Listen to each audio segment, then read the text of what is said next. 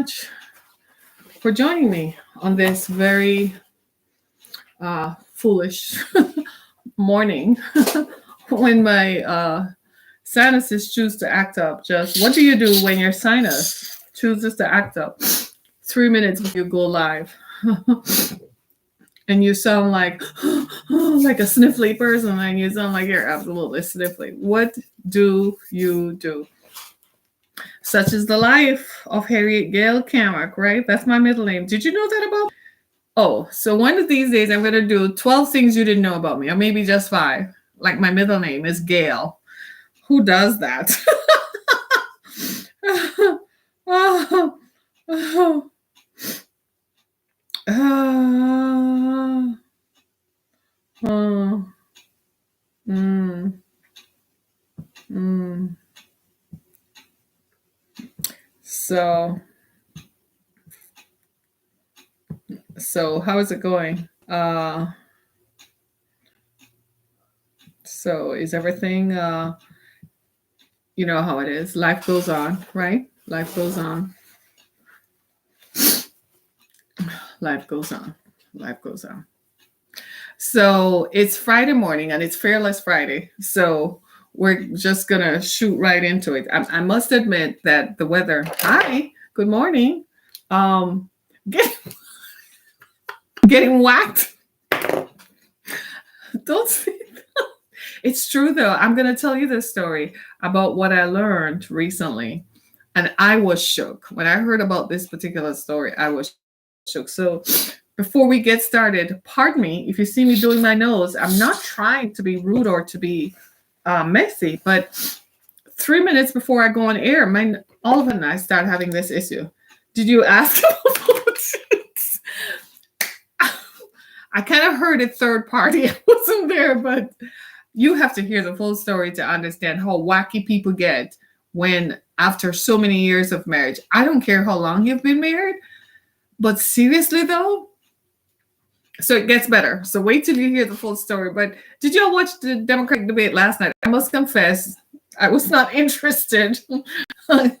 But I began to see updates on my phone that Senator Kamala Harris ate Joe Biden for breakfast last night in the debate.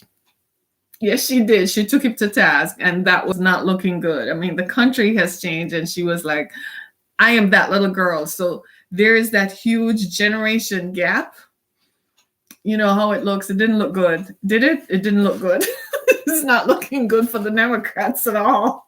Because what you're looking at is a generational gap. You're looking at a typical scenario of an old white male making policies that impact a group of colored people. And it's not, look, this is what this election is shaping up to be about. And he had to go on record to defend himself. Please pray for me. I'm now homeless and haven't ate for 48 hours, and I'm very much struggling. Seriously? You can inbox me. What state do you live in? I'm sorry to hear that. I will pray for you. I take it seriously. If you can inbox me, I'm sure we can find resources right in your hometown where you are right now that can help you. No one should be homeless and no one should be without help. So it goes beyond prayer. So if you inbox me and provide me with the details of where you are, we can find you location, we can find you resources in that area. Okay. Let's see. I'm going to go to your profile and see where you are. Cheryl, you're just a college student? Okay. So Cheryl, I understand that about being a college student. Let me know. Please inbox me, right? I'm going to get live notifications from you. So please inbox me so that I can find resources in your area. Okay. And yes, I'll pray for you. Father, in the name of Jesus, I just thank you for helping Cheryl right now be a cover for her and answer the problem with immediate assistance. She needs emergency. This is an emergency, and you're the God of emergencies. And this is an emergency right now, Jesus. So I ask you to intervene and intercede. In Jesus' name, we pray for you, and we know that the answer has come in Jesus' name. So Cheryl, inbox me. so that I can provide help you find resources right where you are, right? Okay. So here we are, real life. So continue to listen. We'll help you. Make sure you do that. I'm looking forward to that because I know that we can find one of the things that we do at the Exodus Foundation is that I partner with a local agency here in Detroit to help find shelter for folks who find themselves without a home. Every day, I don't know about you, but I'm like a scorched earth person. Every day that I come into my home, I give God thanks for having a clean, comfortable space to live. That's all mine, that I don't have to encounter anyone else, that is clean, and that is all my stuff, filled with all the stuff that I like, right? Right now, this is part of my home, and I've converted this room into a studio, and I had the space to do that, right? So I fill it with all the stuff that I like, and I like the rustic look and the colors and so on. And I'm so grateful that I get to do that. So every time I touch my home, I'm so grateful that I have it. So for those of us who are wealthier and who have more than one home, so if, you can go from one home to the other, thank the Lord. It's a privilege. So for those who don't have it, then we need to be their cover, right? She has set up a GoFundMe page, but let's do this. There are practical resources. I don't believe in short-term fixes. One of the things that we do at the Exodus Foundation is I don't believe in short-term fixes. I believe in long-term. So I want to know what is going on with you so that we can find the resources that can help you on an ongoing basis, right? All right. Okay. So let's do that and keep it moving, right? And talk about the stuff that matters. So whilst we pray for our sister, we know that God will answer that prayer. So help me, let me know so that I can help you find resources in your area, right? And this is true for even anyone here in Detroit. It's been on my mind for a minute here. I heard that one of the Democrats said that they aren't Christians. It's the year for that stuff. I mean, all kinds of stuff is going to emerge in the 2020 debate, in the 2020 candidacy. It's just beginning. It's for the rest of us, for the whole country. You know what we just need to do? Just sit back and watch it all play out, and then go to the polls and make a choice. You see what I'm saying? Just sit back, because you're going to hear stuff and learn of stuff that's going to make your hair curl. It's literally going to make your hair stand on end and curl if you're anywhere over north of 30. Even if you're north of 20, if you are north of 10, you're unless you're in your mother's womb, you are going to just like, oh my God, what are these people thinking? Because it's the craziest thing ever. And as Kamala Harris said last night, this is someone whom I wasn't even paying attention to because I didn't think she had a chance coming out of the gate, right? But last night, she kind of took control of the stuff. She was standing there like, this is not a food fight. People don't want a food fight. They want to know how the food is going to get on the table. I was like, wow. Did she eat Joe Biden for breakfast or what? For the love of God, she took him to task. I was like, dude, in 2016, you voted beliefs over country. Yeah, absolutely. Right? And I kid you not, 2020, I think you just sit back. It's early days. Just sit back and watch it all play out. And then you will know somewhere by June or July next year, it will be very clear who will emerge and who you should emerge for. Hi, how are you? I'm great. Nice to see you all. Nice to see you. Summer, huh? So it's getting interesting and more interesting because, as a matter of fact, last night here in Detroit, there are a number of senior residences. I'm Hamza. Where are you from? I live in Detroit. You're from Morocco. Really? I was watching a thing on Netflix the other day that was set in southern Spain. And it was also talking about a lot of the folks who came up from Morocco, the Moors, right? That is interesting. Wow. You learned English. Great.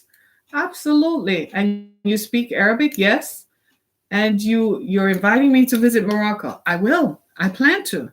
After watching that series, it kind of reawakened my interest in Northern Africa and Southern Spain. Like, seriously, I feel like I should go there. So it might just be next year. Let's see how that pans out after Anna goes to college, mommy will be free, right? I kid you not. That's probably what I'll do after I drop her off at college. I get on a flight and I just take off to the south of Spain. And you guys will be seeing me broadcasting from the south of Spain, right? That sounds good. She's listening. You want to come to America? I live in Detroit, Michigan. Go to the U.S. Embassy and ask them for a visa to come to America, to come to Michigan. That's usually how that works, right? I live in Detroit, Michigan. Yeah. So that's the Midwestern part of the United States. So, right? I'm having this conversation to my Facebook audience. I'm having a conversation over here. America is a nice place. Yes, it is. I do the same. I can't support that promotes abortion and use our tax dollars to do it. Absolutely. You have to look at the big picture here. We're having some issues, but like I said, 2020 is shaping up to be the most interesting year ever, right? My name on Facebook is the same name on Periscope, Harriet Kamak. I'm on Facebook. So you can find me on there. So Facebook, I'm having a conversation here with folks from Twitter and Periscope. Like I tell you all, join the international audience all the time. You learn stuff. It's just like when you go to Netflix. Do you watch the same old, same old? Some people sit there and watch Friends like forever. I'm like, no, go to Netflix and explore what other people in the country, in the world are doing. I watch series set in Belgium. Right now I'm watching a crime series set in Belgium. It shook me, right? And it's about when love is wrong. And I can't begin to tell you how it feels as someone who has been through the divorce process. Divorce is ugly, and it continues. I think I forgot what it was like to get divorced. I think I completely forgot about it. And it's hearing other people's stories that kind of triggered for me what happens when people get divorced. And I was just amazed at how stuff happens. For instance, so I heard this story and I thought I would just tell you all about it, see what you think about it, and so on. So these folks were married for a while, for over 30 years. And in being married for so long, stuff happens. You acquire stuff. After a while, you never think about getting divorced because you've been together. After you pass the 20-year mark, you have lived together for so long now, right? And so 30 years into the marriage, seemed like everything was fine. And then all of a sudden, her husband things just started to change with him. He started to change. He would come home, no conversation, and his face was always buried in his phone. You girls, if your partner is paying more attention to what is happening in their phone than they're paying to you, then they're more interested in the person on the phone. And something is going on for you to ask questions. Maybe she was afraid to find out what had happened. I don't believe Facebook. I don't believe Facebook just did this. It finished my video. Oh, I'm so mad with Facebook. Whatever. So mad with Facebook. But anyway, she perhaps didn't sometimes, I'm going to be honest with you, sometimes you are afraid of finding out what's going on. Aren't we all like that? Right? We're all afraid. Nobody wants to find out that your spouse is cheating on you and you don't know how to confront it. Right?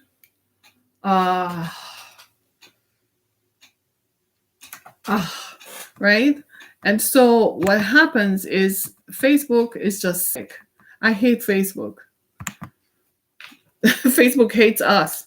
And Facebook hates me because I never pay for their promotions because I've never made any money in their promotion, right?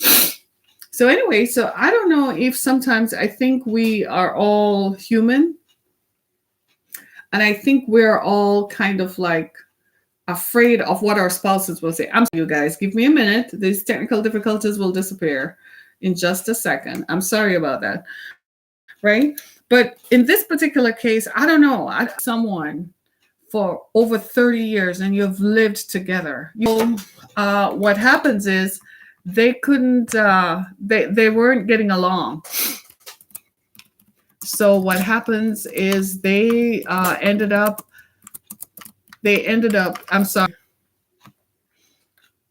I'm sorry, they ended up getting divorced. So this is you walk into the divorce, and you walk into and then you found out, you start doing your due diligence, and you find out that your spouse has hidden assets while you're getting divorced.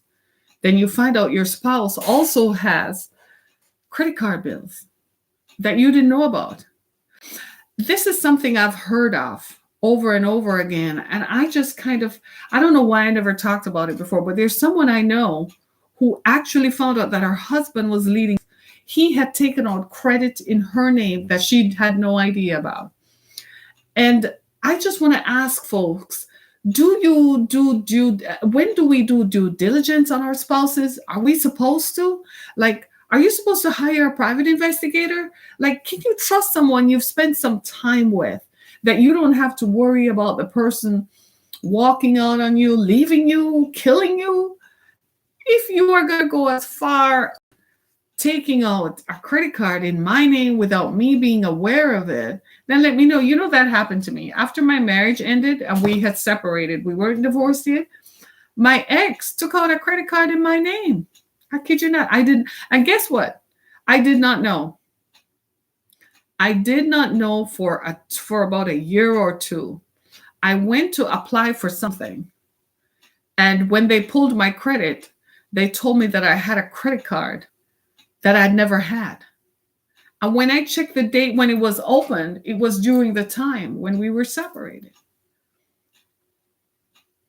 And that's when it occurred to me. I said, before the divorce was final, you should have done, I don't know. I had a lousy attorney, so she didn't do, they did a complete review. I don't know how it didn't show up that he had taken out during the time we were separated. He took out a credit card in my name. So these things do happen. When love goes wrong, it does go wrong, doesn't it? It goes terribly, terribly, terribly wrong. And I can't begin to tell you how regrettable that is, because people sometimes forget what it means. And I just, can you guys just help me out a little bit? How do you feel about that? What would you do if you found out that your spouse, someone whom you think you love or someone who loves you, you find out that they have taken out credit in your name at the divorce? You also find out that they have hidden assets. And you want to know the biggie? Guess what's the biggie? The biggie is that they lied about how much they earned, and you didn't know. And you find out that they lied about how much money they actually earned, and you can't dig it. Why are we like that? Why does love have to go so wrong? Is it love? Was it love? I don't know. I don't know anymore. I don't know. Sometimes I ask myself if I really want to get married again. Sometimes I ask myself, is this something that you really think you should do again? I kid you not. It's something I keep asking myself, because the stuff that people do to say that when they're married, the stuff that people do in the name of love baffles me. How do you deal with someone having a double life? They have a whole other family in another state.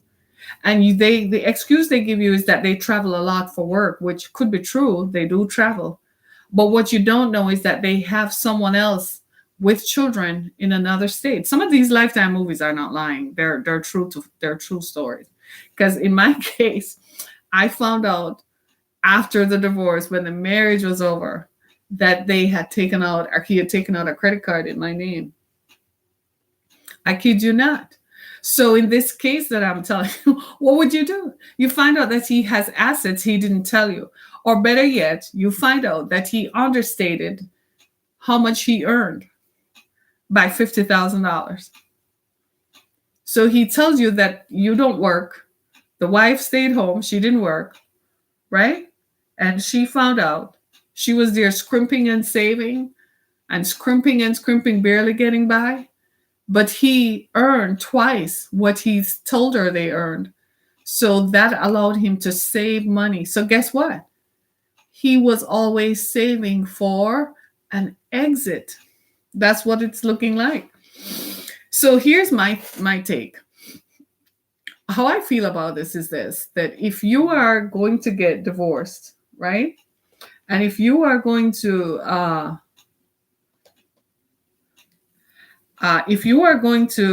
get divorced, here's what I think you should do. I think you should say, what am I doing here? I think you should do a complete examination of your, and I think you should check your credit once a year for both of you if you're married, or if you're a joint partnership or a domestic partnership. I think you should say, what is it? I think you should. I think you should. Right? And I think you should. I think you should say where you are. I don't think any of us should live on, by any estimation, in today's world under a cloud. I think we need to be bold and ask questions. If you need to check bank accounts and you need to check credit reports because everything is recorded, right? And you need to go Google your own spouse and look up property records. Yes, and look and see, because in this case that I heard of, he had hidden assets that she never heard of before.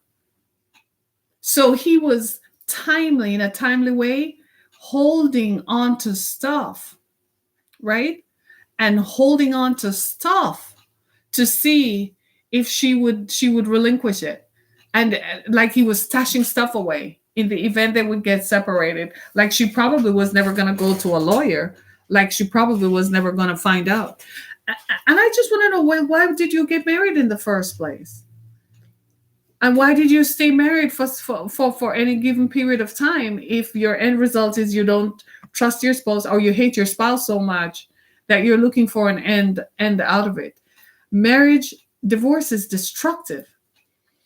And sometimes I encourage everyone to do this. If you're in a domestic partnership or some sort of partnership, I think every once a year you should lay down and you should talk about your assets and outline them, right? And when you look at it, it gives you a picture of where you both are.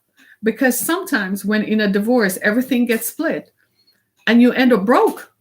Because seriously, money is a variable. We admit, right? Money is a variable. So $100,000 today is not what it was 20 years ago. Let's be clear. So if you have savings of $100,000 and you split it, you're only going to get $50,000. What can that do? That goes away like nothing. That one illness wipes that out, right? What can that do? You see what I'm saying? So it's not the same. Similarly, if you have money put aside in your pension, let's say, over 20 years, you have saved up maybe 80 to 100,000, 120,000 in your pension. In a divorce, you're going to split that. $60,000. What can that do? When I was getting divorced, I remember sitting down and talking to my spouse about this. And I kept telling him that we are stronger together than we are apart. And that there was more if he would just stop beating me up. But he was so hell-bent on his control thing, he didn't listen. Fast forward 6 years into the future, 6 years later, he calls me to tell me he should have listened to me because we would have made $1 million and now we both didn't have jack. And I said, but that's what I was trying to tell you. Plus, when people are getting divorced, they tend to become destructive. So they destroy assets because they don't want the other person to get it. And we know the law. If you've been married for more than 10 years, chances are you're going to pay someone alimony, especially if you were the high income earner in that. Some people plead out of alimony and say, well, we're going to split the assets and we're going to split it down the middle. So they're fine. They're better off. Not really. Divorce is destructive, not just financially, but divorce is also destructive emotionally. Some people never recover. Some people end up getting, they carry with them the loss. Divorce is like death. right? The loss of it, the loss of losing someone and losing the people attached to that relationship has a tendency to break people and break people apart, right? And I can begin to tell you how that stuff proved very, very destructive. My ex died alone without friends around him because he spent much of his life beating up the women in his life, right? And then he had no one. Then he had nobody to be there with him, right? And then he was alone. For somebody who had spent the most of his life being surrounded by people, he died by himself, right? Divorce is horrible. I encourage all of us to avoid divorce as much as possible. Take time to know one another. This is why I say do the best for you. Find out what works for your spouse. Talk to them. Have a conversation. The minute they shut down and they stop talking to you, they're probably angry at something that's going on, dissatisfied, and are probably going to find comfort and solace somewhere else. And there are always, let's just be clear, we all are somebody's green grass. So there's always someone else looking over the fence and thinking the grass on you and I is greener than the grass they have with their spouse, right? So they're always searching and they will always look and they're always going to say, I would be better off with that than with the person who is with them. And then it becomes problematic. Divorce is absolutely a minefield. It's not a pleasure to even talk about it. But hearing so many broken stories of people tearing their lives apart and destroying lives, I have to say, stop getting divorced. Stop getting divorced. Work it out somehow. Find the love back. Yeah, you missed it. You're not really. You just didn't keep working at it. Go find the love. What we do sometimes when we start growing is children, work, family, commitments, right? Come in and push people away from one another. You got to find a connect that brings you back together and keeps you connected. You see that bedroom? Your bedroom, never sleep in separate bedrooms. Never. I don't care how angry you are. I said, once we get in the bedroom, we're lovers and friends. Forget that stuff. It doesn't matter. Get in the bedroom and stay in the bedroom, right? Stay in that bedroom and work it out. That's your commitment right there. That bed, your king size bed, your double bed, your queen size bed. Matter of fact, my mother used to tell me when I was growing up that don't ever have your husband sleep on a king size bed. She says marriage is made on a double bed or a queen size bed. She says you have no choice but to come close together. And she says when the two heads get together on a pillow, all the problems in the world are solved because you will talk to one another, right? And that is not to say that you have any control over someone else because you can't stop them from feeling attracted to someone. You realize that, right? You can't stop your spouse from feeling attracted to someone. If they want to, they are going to. You can be Beyonce. You can be what's the girl's name? Pamela Lee, all you want. But if they want to be attracted to someone, they're going to do it. So don't blame yourself for that. Don't hold yourself up that, oh my God, it's my fault. And so you do the best you can. Go do your yoga workout because it's healthy for you. Keep them engaged so that when it does come time for divorce, you can take them to the cleaners because you did your part in keeping the marriage together. Don't cheat so they can't say, well, I know you had a fling with Tom over there. Don't do that either. Do your part. Stay in the game. You will feel better because when the divorce is over, here comes the guilt. And the guilt is going to attack you by saying you didn't do what you were supposed to do.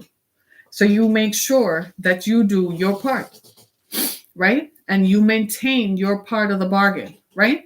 If the arrangement you guys have is that you work and he takes care of the kids, or he works and you take care of the kids, then that's what you do, right? If the arrangement is that when the kids grow up, then you go back to school or whatever, this is why I say you got to talk to one another. Find out where your partner is. Find out what your partner is thinking. What is important to them? Because people change, right? The person you married at 25 is not the same person at 35 nor 45. It is unbelievable to expect people to stay the same. It is not. It's an unrealistic expectation. They have evolved, and they're going to evolve in terms of their own personal perspectives, how they feel, what do they want for themselves.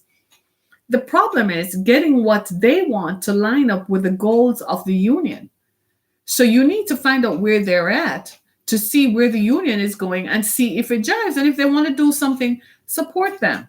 And yeah, I know you're going to tell me next that, yeah, I support him, and he was never there for me. I have heard the most horrific stories. I know of a situation where the woman sent the man to work and sent him all the way through to his master's degree program. I think he ended up getting a doctoral degree, a black man, and then he left her for a white woman. She worked as a janitor in a hospital. Are you listening? And he left her for a white woman. She was devastated. Took her years to work through that. She's still working through that and have to live with that fact. And I said to her, I said, let him go. He wasn't worth your attention in the first place. And she was like, really? It's just that simple? I said, no, it's not. But you know what? For him to, what kind of person does that to a person? How do you do that? You have no cultural sensitivity, no emotional sensitivity, no caring for someone who busted her ass off as a janitor to send you through college. And then you leave her. It happens all the time. You've read these stories all the time. Somebody works as a server to send her husband through law school and medical school. And when he makes it, first thing he does when he graduates is divorce the person who sent him through school. That's the first thing he does. He hates himself. You see what I'm saying? It's not about you then. It's about him, because he hates himself, that you are just a constant reminder of how much of a loser he felt about himself, that he had to rely on you to send him through school. For the rest of his life, he is going to hate himself. He's going to work doubly hard, make a lot more money in an effort to change the way he feels and looks at himself. Because it's really himself that he hates, that he was such a loser that someone else had to take him through it. That's really all that it comes down to. Sometimes we choose spouses who are mirror images of ourselves. Do you know that? And then we hate how that mirror looks back at us. We choose people, we tell ourselves that we like this kind of person. And then we choose someone who doesn't match up with it. The person we choose is a mirror image of ourselves. And when we look into that mirror and see ourselves, we hate ourselves. And we blame the person. But you chose that person. You chose someone who is a mirror image of you. Happens all the time. And then we mess up people's lives because now we have children involved, right? And we have all these kids and we have children and other family members involved. And now we're going to drag them through the mess of our departure. Because that's what divorce is. It's a departure. How do you deal with that? Well, that's what we're talking about. How do you cope with that? You have to get up every day and accept certain things about this. And it's the hardest thing to do. But you have to accept certain truths about it. And seriously, in every relationship that falls apart, when it's done, you can seriously look back at it and you can almost tell the instance when it started to break down. It's always, if you can sit down and let the hoopla and the noise, because divorce is noisy, because people are screaming and yelling and no one is sitting down and listening to themselves. Because when you do, you're going to hear that, it was always going to go this way because such and such was happening. I kid you not. It's amazing to me how we think that it's going to be okay. No, it's not. It's not going to be okay. Because some things, it starts happening and we try to put a band-aid on it, try to wrap it over, try to fix it so that it does not become a problem. But divorce is noisy and messy. And oftentimes, by the time it ends, you find out all sorts of stuff, like finding out that your ex took out a credit card that you didn't know about in your name, or they have hidden assets. Worse, you find out that they actually earned more than they did. So why were we scrimping and saving? Because they were saving for an exit. Well, pony up and give it up right now. Silly. If you thought you could have hidden it, people actually do stuff like that. People in divorce actually take stuff and hide it in their family members' names and friends' names. It's the most horrific things you can hear. People do the craziest things. Ladies and gentlemen, know what is going on. Do not have a blanket pulled over your face and wool pulled over your eyes and think, okay, it's going to be okay. It's not going to be okay. I heard of a story once. A woman, they had been married like something like 28 or 30 years or something like that. And she was beginning to get worried. And as women, we all sat down and heard, and she said, she wanted to retire. She had turned 60 or 61, and he told her they didn't have enough money saved for retirement. And we were all like, girl, you've been working for 30 years. There's no way that you know. And he said, that's what he said. So we said, well, have you seen the facts? She said, no, because he takes care of the finances. And we were like, no, babes, no, you need to take a look.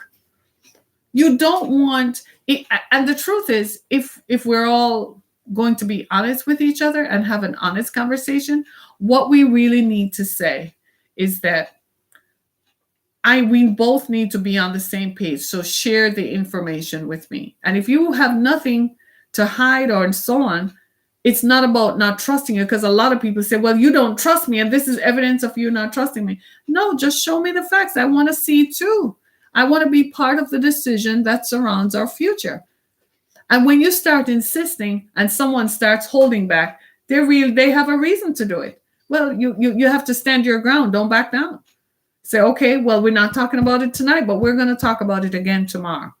And if they don't want to talk to, why don't you go to the bank and ask? Right? Call the pension company.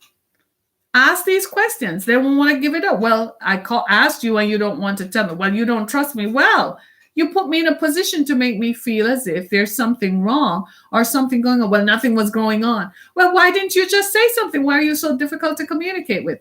You see this kind of conversation? Did I just role play this out? All it is was a simple miscommunication.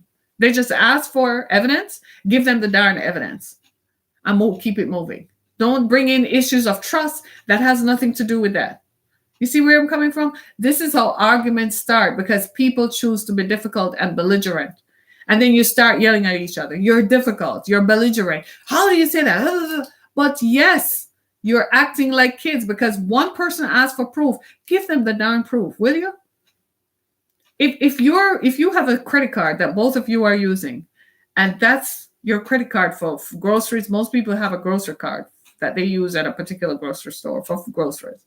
Then people have one for gas, right?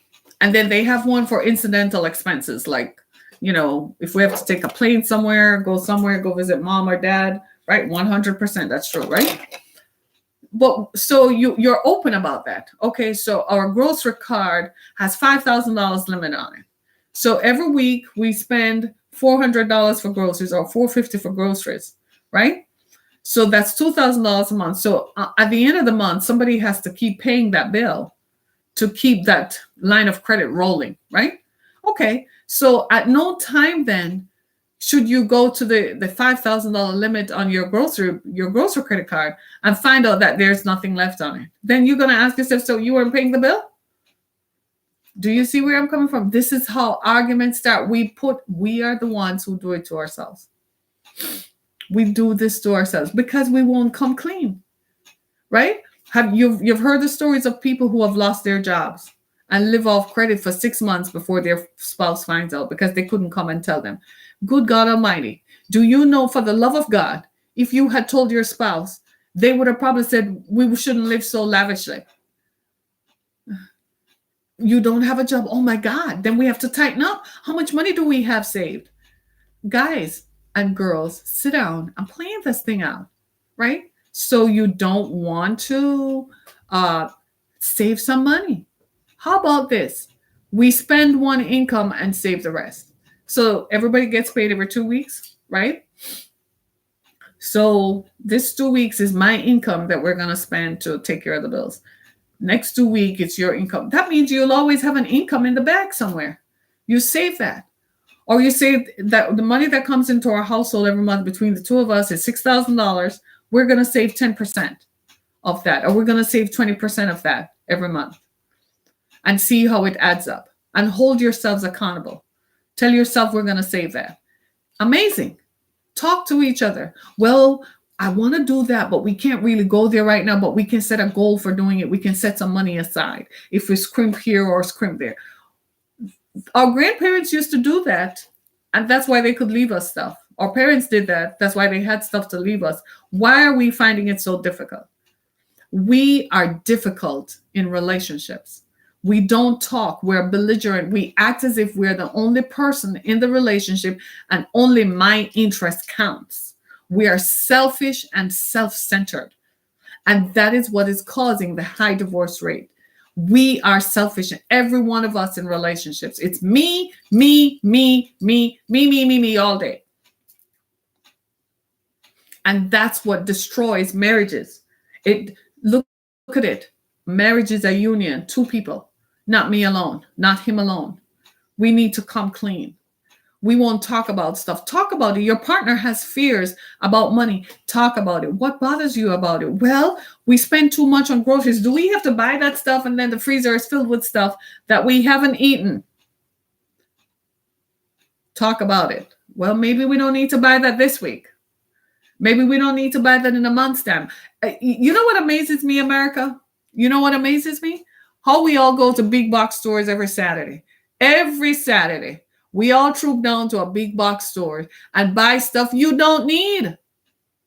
Go look in your storage areas and your pantries. You have tons of canned stuff from last 5 years. You have paper products that you won't need for the next millennium. No wonder we have landfills and foolishness, right? You have more toilet paper and cleaning supplies. You can clean an entire 15-floor hospital and still have stuff left. I kid you not. You're all laughing like crazy over here. Why? And then you look at your credit card and you are forever in credit card debt. Somebody is stressing about that. Every weekend we go down to big box stores and we buy stuff. It's like we look at the other person's card. Oh, I need to get that. I need to get that. I need to get that. Seriously? I had no idea how much I was spending like that until I didn't have it to spend. I kid you not. When I lost my full-time job and it was me alone as the breadwinner and the head of household. And I had to look at how much money I had in the bank and how much money I was going to make from consulting. And I had to pay my responsibilities.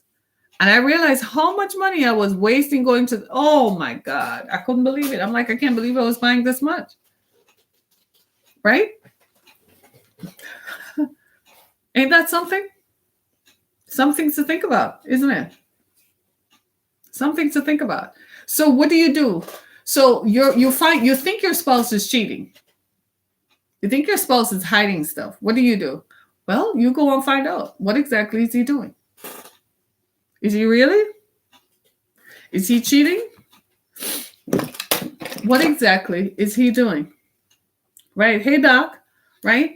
I lost a bunch of viewers on Facebook because the app kept closing out. More people were joining on Facebook, just sent it freewheeling. I don't know. They don't like me very much. Right? So what do you do when that happens? It's the craziest thing ever. I kid you not. We are so selfish and self-centered. It revolves around us. We don't think about the other person. As one person wants to save, another person wants to spend. Be sensitive to the other person's need. They're not comfortable living off a credit card. Some people want to have $10,000 in their house in cash as opposed to having it on a credit card, and then they close the system down and they're like, well, what are we going to do? Some people want to have $10,000, they hide it in a can in their backyard. Right? I kid you not, folks. I kid you not. It's livid. It's live. It's real life. And we mess up and make a mess of each other's lives. And we hurt people. Yes, we do. We drag them through the muck. We disgrace them. When divorce comes and love ends, we call each other names. We block people. We tell them, I don't want to hear from you anymore. I don't want to see you anymore. We're so angry. But what did we do to bring this to this end? Because sometimes I'm not going to sit back here and say stuff. But when you look at it and you see how the other person is raging and angry, and you really want to say, but you did this. And the more you say you did this, is the angrier they have become. Because really what they're doing is looking at you knowing it's the truth. But I have an out for you, really. I can tell you this much. You give it time, they will come crawling back when everything else is done. Right? One of the things that somebody's asking me to suggest some solutions. Here's what I suggest. Before you get married, sit down and talk to one another. You got to get to know one another. You have to find out what your comfort levels are and where your boundaries are. Ask them, what are you comfortable with? How much money do you make? I think we're not being honest with one another. How much money do you have in the bank? What does a comfortable future mean for you? Would you be comfortable living in a house that is comparable to the one we live in now? Or do you want a big house? How will we finance a bigger house? Do you see what I'm saying? Ask questions. Take out pen and paper and ask each other questions. Find out where you are at before you tie the knot, right? You should know each other. Recently, dude, you are so right on target. You should know each other before you get married. Do you know the average wedding in America costs $38,000? Hello. People are spending $38,000 on a wedding. For the love of God, talk to me. That's more than a down payment on a house valued at $380,000. That's 10%. Why are you spending $38,000 to get married? That's taking debt into the marriage that you're going to scream and fight over. Hello. Talk to one another. Talk it out. We're getting married. It doesn't have to be a big wedding. We can have 10 people and we can have a potluck. Or we can go to a restaurant, invite our friends to come celebrate with us. End of story. We'd rather take the money and go start life together. Sit down and ask each other, what are your long-term goals? What are your short-term goals? Talk. Communication is the best thing in a marriage. Having a conversation with one another. And I'm just going to be honest with you. I am not marrying the person I can live with. I am marrying the person I cannot live without. You have to marry the person whom you feel that life without them is not tenable. Life without them is not something I want to think about. And marry that person. You know why? Your love for that person is going to motivate you to do what needs to be done. Right? Am I married? No. No, I'm not. I'm divorced. Why am I not married? Because the person whom I loved like that did not love me. He loved other people. My fault. I loved the wrong person. But you can't control love, right? That's why I'm not married, right? But do you see what I mean? Marry the person whom you can't live without. And then that's going to make you do what you need to do. Hug each other every day. Hug each other more than once per day. Love each other, right? Your commitment. I've been divorced too long. It's now 17 years. So they say the longer it takes is the less likely I'll get married. That is very true. Because you get used to being alone and you get used to being by yourself, that to learn to get to know someone else, they have to be really worth it. Right? Marry the person whom you cannot live without. That's it. And I don't know. Sometimes I think this only comes by once or twice in a lifetime. Right? Sometimes we hurry and get married because our hormones get happy. And we marry someone. And then we find out we can't live with this person. Right? Talk it out. Have an ongoing conversation. Find out what their goals are. You might marry someone who is chub, and then you find out that they don't want to be chubby for the rest of their lives. They have a goal to lose weight. Help them to lose weight. You marry someone for whom they want to run a marathon. Help them. Motivate them. Stay with them. You marry somebody who thinks that they should start a business. Work it out with them. How are we going to start the business? We need to get our credit up. Wow, sounds like you're being very careful now. Do you believe people change in a relationship? Yes. Situations cause you to change and you grow as a person. And the other person's attitudes impact your pattern in the relationship. So people do change in relationships. People grow, right? Just some frank conversations, right? And I don't like when it gets to divorce is so bad. You ever wonder, do you know that divorce lawyers don't get divorced frequently? You know why? Because they see enough. A divorce lawyer is someone who, after working all day, he calls his boss and say, hey, what are we doing for dinner? Let's go hang out. He works hard at it because he knows what it's like. Am I going to get married again? Yeah, when I meet the person who wants to settle down and get married, and that's what I want, and that's what they want at that time. Yes, I will. I don't think there's nothing. It's not marriage that is wrong. It's the people entering in marriage. I married the wrong person. It wasn't marriage that was wrong. I married the wrong person. Right? It's the people who are in it. People going to marriage with unnatural expectations, like this person is going to be the person who loves me. No. They can only love you to the extent that they can love you, right? If you're looking for some other kind of love, you need a supernatural kind of experience. Like, seriously, don't blame them, right? He's out there. I'm sure he is. He'll find me. We'll find each other, right?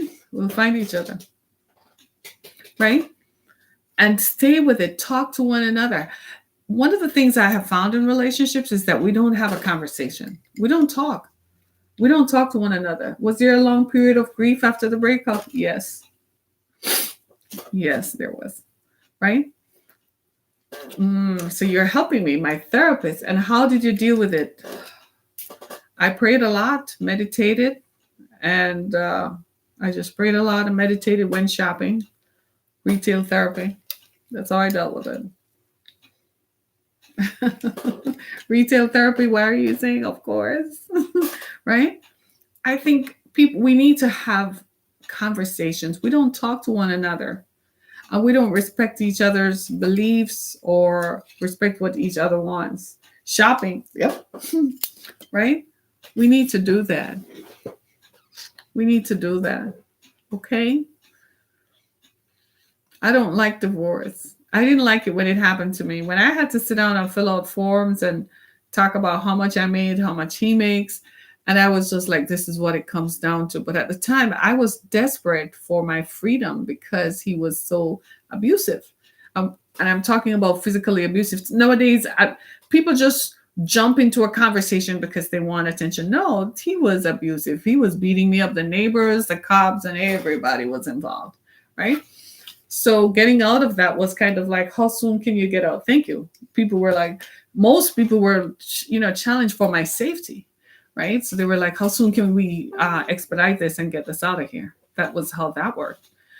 But in terms of, and I regretted it because I wanted to stay married because I liked it. I liked the companionship part of it.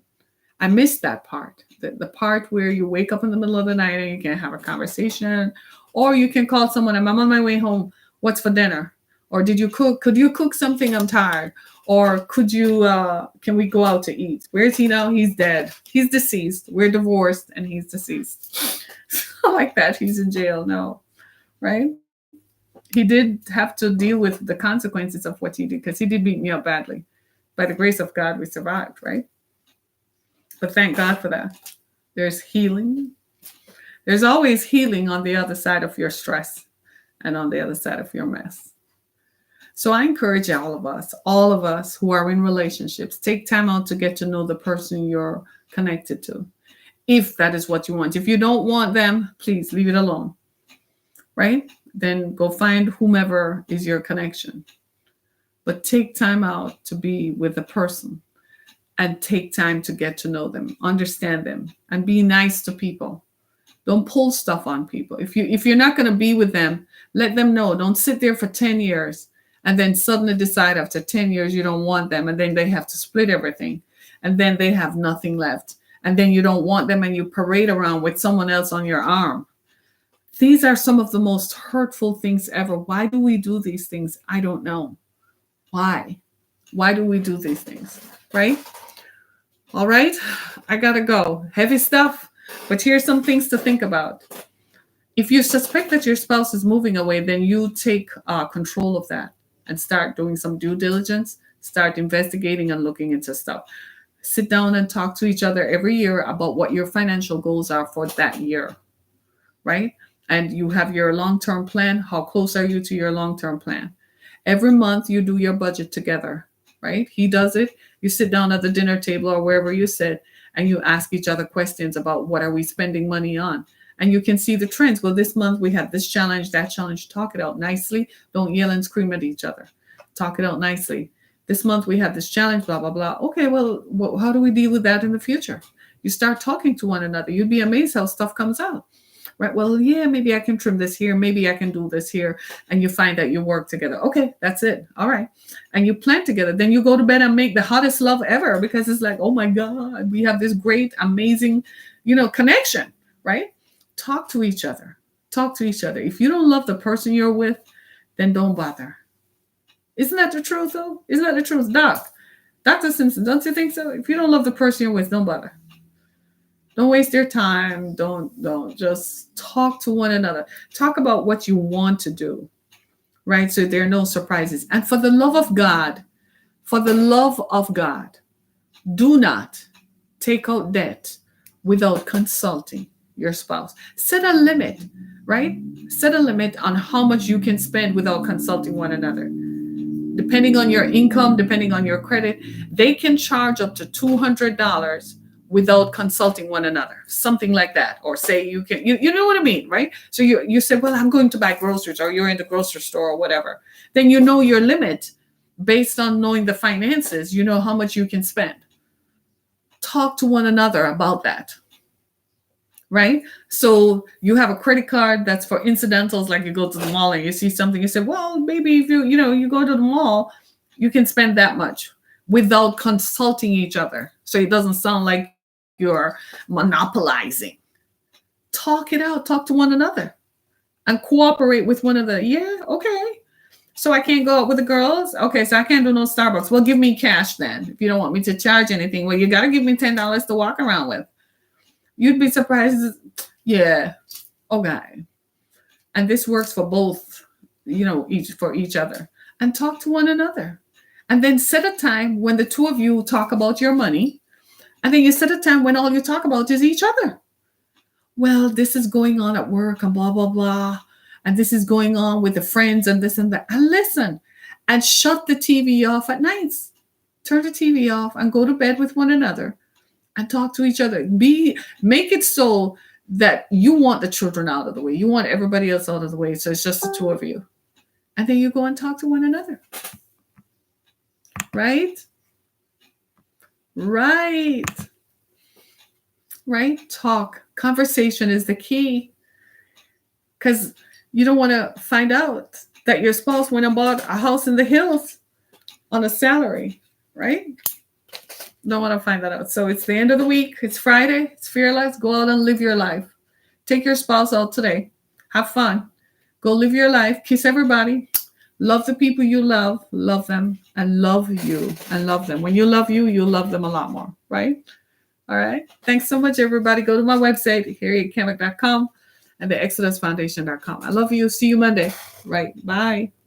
See you Monday, everybody. Thanks so much.